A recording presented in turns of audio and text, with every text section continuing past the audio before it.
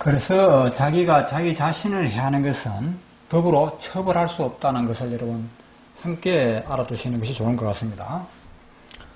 그래서 우리가 의료법에서도 무엇이냐면 자기가 자기 자신의 병을 고치기 위해서 자기 몸을 상대로 어떠한 행위를 하더라도 그것은 법적인 문제가 안 된다는 것이죠. 그렇게 되는 것입니다. 그리고 내 병은 내가 고친다라는 요 말이 우리에게는 상당히 또 뭔가 의미가 있는 말입니다. 그래서 이거는 법적으로 전혀 문제 안 되는 용어이기 때문에 이 말은 큰 소리로 떠들어도 좋다는 때에 따라서는 이 말을 사용할 그런 필요가 있다는 것입니다. 자, 그래서 제어 기준을 지금 이야기하고 있는데 제어 기준은 우리가 말하는 이 의료법은 말이죠. 자연의 관점, 즉 절대자 신의 관점에서는 그 논할 가치도 없는 거예요. 우리 현행 의료법에서 신의 관점으로 보면 논할 일거에 아무런 가치가 없다는 것입니다. 단지 우리 인간들의 관점에서 여기 하나의 논쟁거리가 되고 있는 것이죠. 그래서 과연 문면의 의료행위가 죄가 성립하느냐 안 하느냐 이 문제를 가지고 논했을 때 50대 50의 여론이 앞으로도 계속 그런 결과가 나올 것입니다. 특별한 동기부여가 되지 않은 이상 다시 무엇이 죄인가에 대한 명백한 새로운 기준, 새로운 어떤 판명 내지는 어떤 그 정의 이런 것을 내리기 전에는 이 50대 50의 여론 결과는 계속 이어질 것이라고 저는 그렇게 보고 있는 것이거든요. 자, 그러면 우리 문면의 의료행위가 죄가 되는지 안 되는지 한번 보기를 하겠습니다.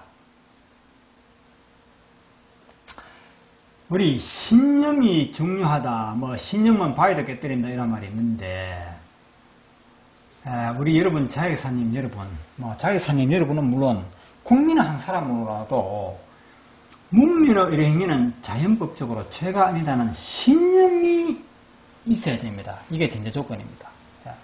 신념이 없는 상태에서는 여러분이 거미줄에 걸리지 않는 바람처럼 자유로울 수가 없다는 것이죠. 신념이 없이는 자기 마음속에 문면의 의료행위는 범죄라 하는 그런 관념을 깔고 있으면 그건 결코 자유로울 수가 없습니다. 스스로 피해보고 남에게 피해주는 결과가 온다는 것이죠. 자, 우리 문면의 의료행위의 현장을 한번 볼까요? 언제부터 볼까요?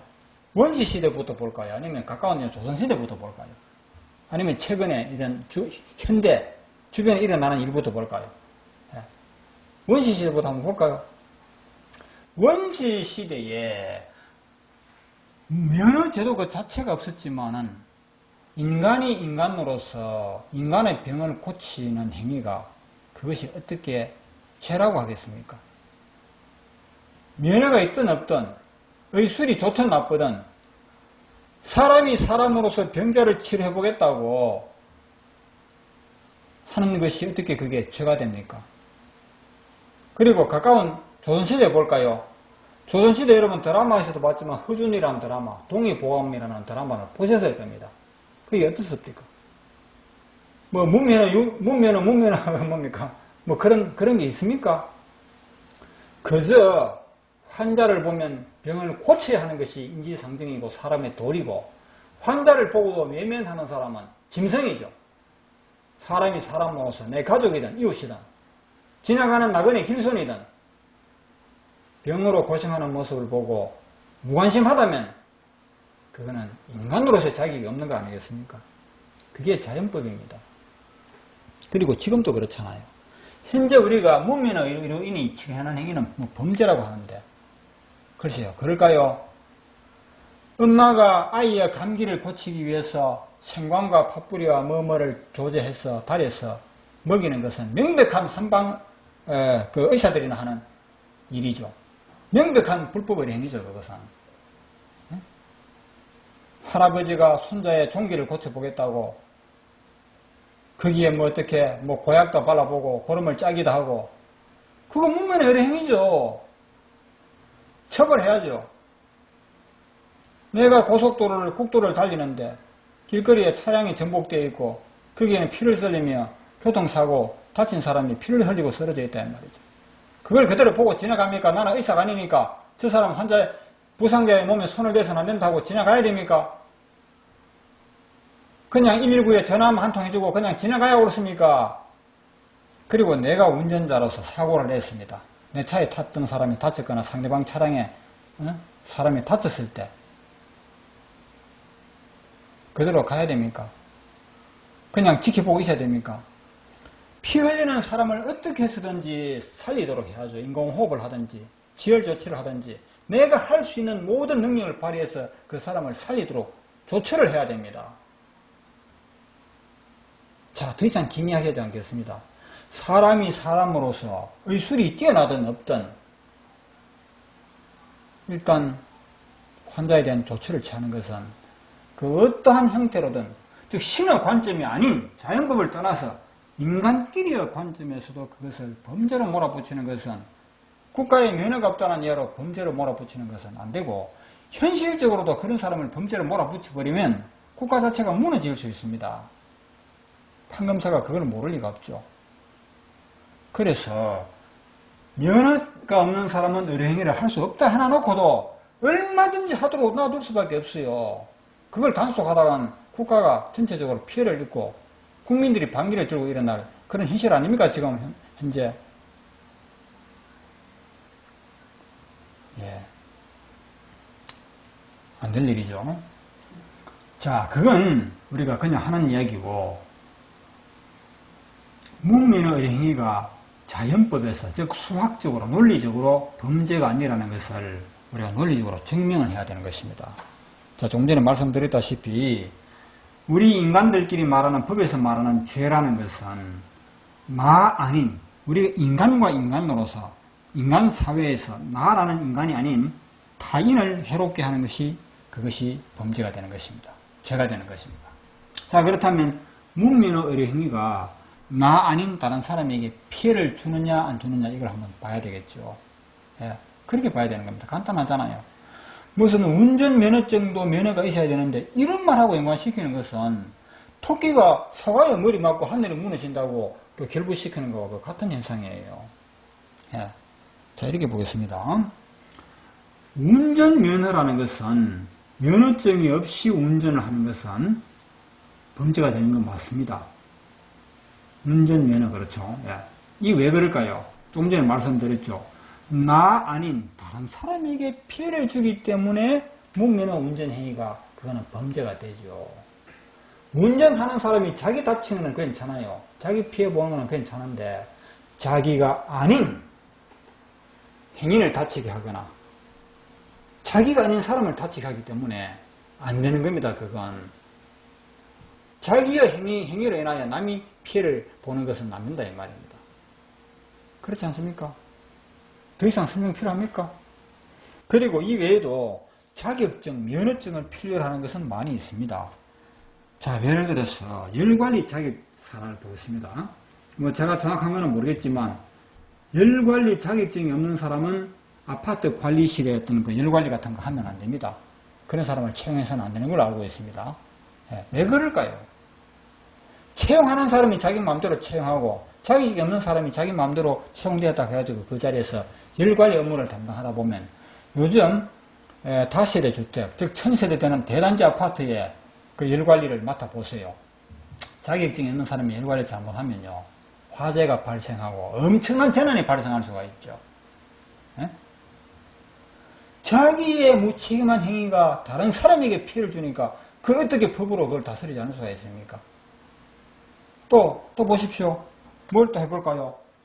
공무원이 국가 공무원고시 공무원 자격시험에 합격하지 아니한 상태에서 부정 합격을 한다든지 부정적으로 어떤 제한 없이 채용해가지고 국가에서 주는 월급을 받고 국민의 세금으로 주는 어떤 그런 자리에서 말이죠. 자격이 없는 사람이 일을 해보세요. 일하는 사람은 괜찮아. 일하는 사람은 응? 일하는 사람이야 좋죠. 무자격으로 공무원 신분 자기는 좋죠. 응? 그 피해는 누가 입어야 됩니까? 자격 없는 사람이 판사 검사 한다고 생각해 보십시오. 판사 자격이 없는 사람이 판사를 재판을 한다고 해 보십시오. 그 피해는 누가 입어야 됩니까? 응? 국회의원이 선거 과정을 거치지 않고 임의로 지 마음대로 국회의원을 한다고 생각해 보세요. 그 피해는 국회의원 자기가 입습니까? 아니잖아요. 다수의 타인이 그 피해를 고스란히 입어야 되는 거 아닙니까? 그래서 자격증 제도, 당선 제도 이런 게 철저히 필요하죠. 예. 자, 이에 비해서 문면의 의료 행위는 어떻게 발생하죠? 즉 시술자, 예. 문면의 의료인, 그렇죠. 뭐 시술자라 하겠습니다. 시술자와 피시술자, 즉 환자라고 하겠습니다. 두 사람 사이에 발생하는 일이죠. 그렇죠.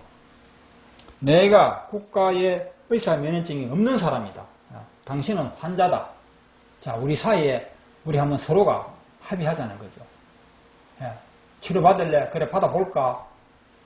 치료된다는 보장은 없어. 그래도 좋아. 어차피 다른 병원에서도 못 고친 병이니까.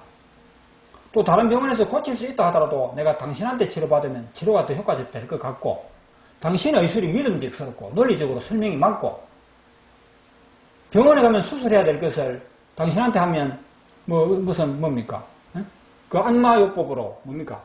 물리요법으로 또는 열요법으로, 아니면 의회를 제거한다는 그런 방법으로 병을 고친다고 하니까 내 환자로서 판단해 볼 때는 병원에서 수술을 받는 것보다는 훨씬 효과가 빠를 것 같고 비용도 절감될 것 같다. 이런 나름대로의 근거 있는 판단력을 가지고 두 사람 사이에 치료를 주고받는 그런 합의가 이루어졌습니다. 두 사람 사이에. 자, 여기에서 이 과정에서 누가 피해 입은 사람이 있어요. 지금 이 두 사람이 아닌, 당사자가 아닌 이 두 사람의 행위가 남에게 피해를 주느냐는 거죠. 생각해 보세요. 그리고 이 시술자가 자기 자신이 문면허를 하는 것, 국가에서 면허를 받은 사람이 아니라는 것을 솔직히 이야기를 한 겁니다. 만약에 그렇지 못한 상태에서 국가에서 나는 면허증을 받았다고 했다면 그거는 사기 행위가 되죠. 그거는 문면허이기 때문에 처벌하는 것이 사기로 처벌하는 거, 사기죄로. 그렇죠? 사기죄로. 그리고 이 손님에게 나한테 치료받으면 반드시 낫는다든지, 뭐 어떤 그 사기적인 그 기만하는 방법을 했다면 이거는 사기죄로 처벌해야 되는 겁니다. 국가에 면허가 없다는 이유로 처벌할 수는 없잖아요. 그렇죠? 사기죄로 처벌해야 됩니다. 그리고 이 환자가 성인이 아닌 어린이라고 생각했을 때, 이럴 때 만약에 어린이는 자기 결정권이 없잖아요. 부모가 있을 동안에는. 그러면 미성년자와의 이런 계약을 해서는 안 된다 하는 이런 법을 만들면 괜찮아요. 그렇죠? 우리가 부동산 거래도 미성년자하고 부동산 거래 못 합니다. 그 외에도 중간 거래에 대해서는 미성년자하고는 그 계약을 체결할 수가 없어요. 그런 법을 얼마든지 이런 것은 바로 할 수가 있죠. 단지 이 사람이 국가에 면허증이 없다는 이유로 불법이다 하는 거, 이거는 도무지 이거는 우리가 원시시대부터 태고적부터 앞으로 인류 종말이 올 때까지 어떠한 경우에도 그거는 성립될 수 없는 것이라 이 말입니다. 자, 그렇다면 국가의 면허증이 무엇입니까? 생각해 보십시오. 국가에서 면허증을 준다 하는 것은 당신은 치료할 능력이 인정되니까 면허증을 준다는 말인데, 국가가 누굽니까? 대통령이 국가입니까? 누가 국가입니까? 보건복지부 장관이 국가입니까? 아마 잘은 모르지만 의사 면허증 아랫부분은 대한민국 보건복지부 장관의 도장이 찍혀 나올지 몰라요. 그러나 보건복지부 장관이 그 사람을 심사해가지고 당신은 의사 자격이 있다고 심사하는 거 아니거든요. 보건복지부 장관 도장만 찍힐 뿐이지 이 사람이 의사로서의 자격이 있다 없다는 것은 누가 판단합니까? 생각해 보십시오. 대통령이 합니까? 복지부 장관이 아닙니다. 국민이 합니까? 아니죠. 누가 합니까? 의사들 자기끼리 하잖아요. 맞죠? 의사들 자기끼리 먼저 의술을 터득한 사람이, 의사 자격증을 받은 사람이 나중에 의사 자격증 받을 사람들을 심사해가지고 문제도 출제하고 심사까지 해서 면허증 판결을 내려주는 겁니다. 합격 판결을 내려주는 거잖아요. 그렇죠? 자기들끼리라 이 말입니다. 서양의술은 서양의술로 자기들끼리, 한방의술은 한방의술들 자기들끼리 먼저 배운 사람이 나중에 배운 사람을 심사하고 문제 출제하고 면허증을 주는 거예요. 단지 보건복지부 장관의 이름만, 도장만 빌려주는 거예요. 맞죠, 여러분? 이것은 마치 무엇이냐면 우리 민간 의술인들끼리, 그렇죠? 무슨 요법 종류가 있잖아요. 민간 의술에도. 그 분야에서 학문 쪽으로 서로 앞선 사람이 그렇죠. 그걸 나중에 시작하는 사람에게 당신은 이만하면 우리 이 분야에서 자연정을요법이라면 자연정을요법에서 충분한 실력이 된다. 자격이 된다서 우리끼리 자격증을 주고받는 것과 똑같은 것입니다. 그렇잖아요. 전혀 다를 바가 없죠. 그래서 여러분이 받는 자연정을요법 자격증이나 의사 자격증이나 똑같은 자격증이에요. 전혀 다를 바가 없잖아요.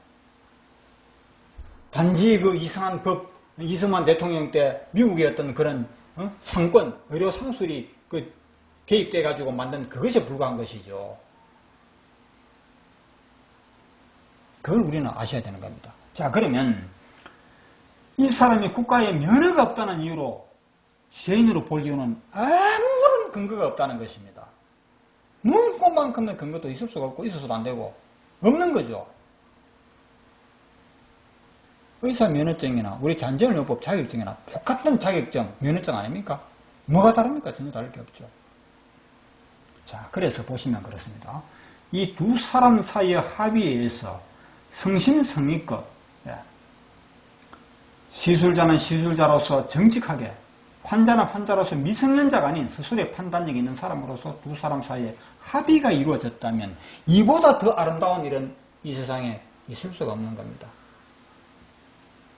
방금 말씀드렸다시피 단지 어느 한쪽에서 책임이 있을 때, 즉 기만, 사기라든지 그런 부분은 사기죄로 다스려야 되는 것이고, 미성년자라면 미성년자 보호법으로 다스려야 되는 것이지, 이거는 우리가 다른 분야에도 똑같지 않습니까?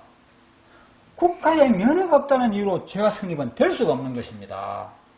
원시시대부터 앞으로 어떤 인류의 종말이 올 때까지 그건 논리적으로 안 되는 이야기죠. 자, 이렇게 해서 두 사람 사이에 치료를 하다가 병이 나으면 그렇게 다행일 수가 없고, 또 치료 성과가 좋지 않다 이 말입니다. 좋지 않다는 것은, 좋지 않을 수도 있다는 것은 환자도 예측하고 시술자도 당연히 100% 병을 고칠 수 있는 것은 아니고, 이미 죽음에 임박한 사람을 내가 살릴 수 있는 그런 재능은 없다는 건 서로가 이미 아는 거예요. 그거는. 그렇게 했을 때 자, 치료가 원만한 치료가 이루어지지 않았을 때 물론 이거는 실망이죠, 하나에. 그거는 면허증 있는 사람도 마찬가지입니다. 치료해가지고 잘 되었다는 보장이 있습니까? 없죠. 의사, 한의사, 약사, 이분들의 공통점은 어떤 환자의 병을 치료할 때 치료할 수 있는 가능성은 15% 정도, 20% 이하. 이하를 전제로 깔고 하는 겁니다. 사실입니다. 이것은 다른 자료를 보면 알 수 있죠. 일본의 유명한 어떤 병원장이 어떤 유명한 의사가 했는 말이라든지, 그런 자료는 별도로 여러분 찾아보시면 이미 보신 분도 있을 것이고, 치료에 성공할 수 있다는 확률은 극히 낮다는 전제로 하는 것이거든요.